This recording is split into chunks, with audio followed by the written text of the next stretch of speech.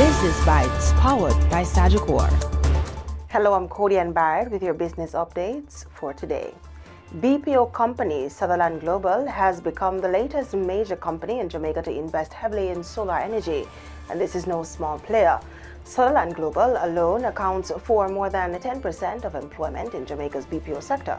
And according to Prime Minister Andrew Holness, Sutherland's move to solar is a significant signal about how large businesses are responding to the country's high energy costs. It tells us that the economics of electricity has changed.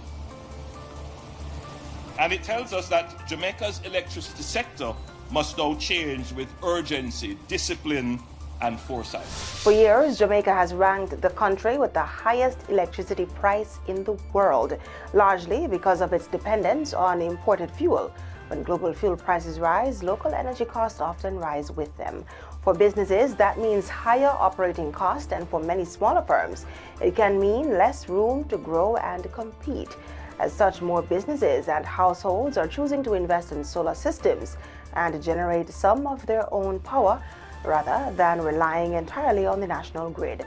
But as more of the country's largest energy users make that shift, another issue emerges. If more high-paying customers reduce their dependence on the grid, and the fixed cost of the grid is spread over fewer kilowatt hours, then the burden can fall more heavily on the customers who remain. The concern is that if large commercial users significantly reduce their reliance on the grid, some of the cost of maintaining the system could be spread across a smaller pool of customers. For households and small businesses that cannot afford solar installation, that could eventually become a concern. While the government welcomes investments that improve efficiency and lower energy costs for businesses, it also recognizes that the wider energy system must adapt.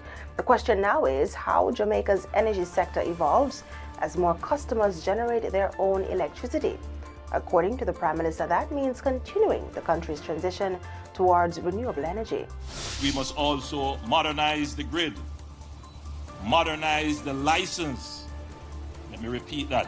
Modernize the license, modernize the tariff structure, and modernize the rules so that transmission is fair, orderly, and sustainable. And once again, the government is signaling that solar and other renewable energy sources will remain central to that strategy. This government will not sit by and allow Jamaica to miss the energy revolution.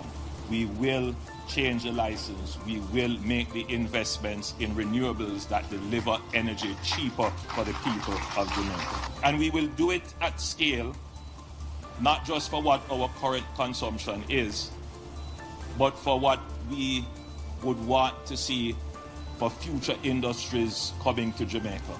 And that's it for the Business Bites today. I'm Cody and Barrett. Thanks for watching.